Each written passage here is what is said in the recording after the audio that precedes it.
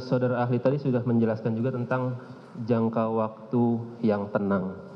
Itu saudara ahli mengaitkannya dengan ahli psikologi untuk menilai hal tersebut. Saya ingin bertanya terkait dengan sebenarnya sifat alat bukti dalam pidana itu mengikat atau bebas?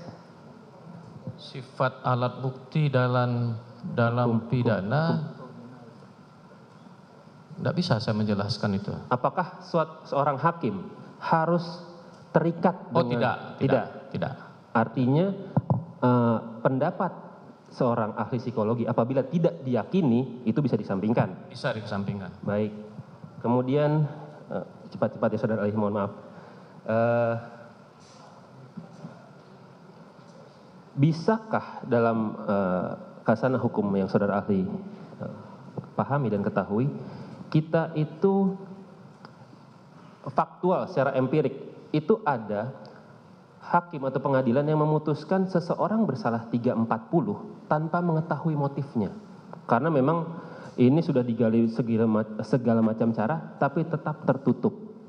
Apakah ada dalam khasanah hukum saudara ahli itu terbukti tanpa diketahui motif yang sebenarnya? Saya belum membaca ada putusan terkait hal-hal yang seperti itu, tapi menurut keyakinan saya tentu ada putusan-putusan yang seperti itu. Oke. Ada. Karena seperti saya katakan tadi, soal motif ini kan debatable. Debatable itu tidak hanya secara akademik, tapi dalam tataran praktik juga menimbulkan kondisi yang cenderung diperdebatkan. Saya lanjut ke pertanyaan berikutnya. Saudara ahli pernahkah mendengar satu adagium terkenal dari Sacipto Raharjo mengatakan janganlah prosedur mengalahkan substansi? Pernah mendengar? Bisa jelaskan maknanya itu apa? Ya, substansi itu kan terkait dengan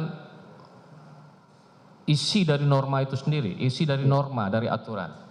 Sedangkan prosedurnya prosedur berkaitan dengan hukum acara, berkaitan dengan proses bagaimana aturan itu diterapkan. Jadi yang paling penting sebenarnya adalah substansinya. Jangan sampai prosedur itu mengalahkan substansinya. Baik. Kalau memang seperti itu, saya ingin bertanya, berarti pandangan Prof. Cip itu lebih ke substansialnya ya? Ya. Nah, tadi saudara ahli juga mengatakan terkait dengan fruit from the poisonous tree. Itu kan sangat positivisme, sangat prosedural. Kalau pakai pandangannya Prof. Cip, apakah tetap bisa diterapkan itu? Kalau misalkan tidak dilalui, tapi tujuannya adalah keadilan yang hakiki. Saya kira itu adalah sesuatu hal yang berbeda dengan apa yang dikemukakan oleh Prof. Cip ya. Karena kita memaknai 183 itu ya, bahwa prinsip minimum alat bukti itu ya, 184 tentang alat bukti yang sahnya alat bukti itu yang pertama harus dilihat dari segi substansi bukti itu sendiri. Kemudian maksudnya cara perolehan bukti kan ya. Yang kedua cara dengan mana bukti itu diperoleh. Nah, kalau cara memperoleh alat bukti itu dengan cara-cara yang tidak benar, dengan cara-cara yang bertentangan dengan aturan hukum, maka tentu alat bukti itu harus dikesampingkan dan tidak bisa diterima sebagai bukti yang sah.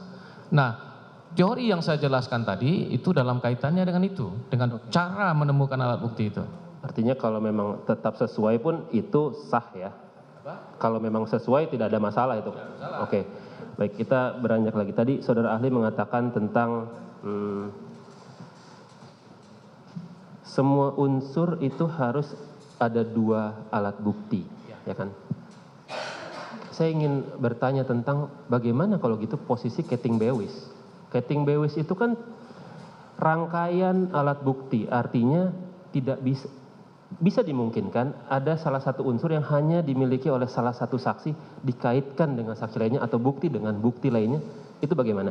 Boleh kalau untuk dikaitkan, boleh sepanjang tidak hanya satu alat bukti. Ya, untuk keseluruhan unsur. Oke. Sekarang saya ingin ke justice kolaborator ya. Saudara ahli tadi mengatakan bahwa ada, kalau tidak salah saya dengar, nilai J kesaksian J itu sama dengan saksi lainnya. Demikian.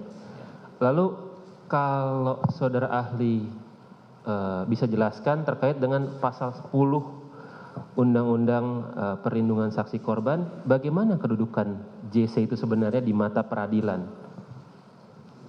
Coba bisa dibacakan pasalnya itu. Panjang juga ini. Oke, intinya kita bisa merujuk pada undang-undang untuk menilai kualitas dari JC itu sendiri kan? Bisa? Kalau soal kualitasnya, justice kolaborator itu kan juga saksi. Iya. Terdakwa yang bersaksi. Kan begitu? Ya. Kualitas kesaksiannya sama dong dengan saksi-saksi yang lain yang tidak terkategori sebagai justice kolaborator. Untuk penghargaan secara khusus Oh, dia itu akan meringankan hukuman bagi dia. akan meringankan. Bagaimana cara dia mendapatkan penghargaan secara khusus itu? Tentu melalui putusan hakim. Putusan hakim. Putusan hakim. Baik, sebelum kepada putusan hakim, siapa pihak yang bisa menilai seseorang ini layak sebagai JC atau tidak? Yang bisa menilainya? Kalau saya tidak salah itu LPSK. LPSK.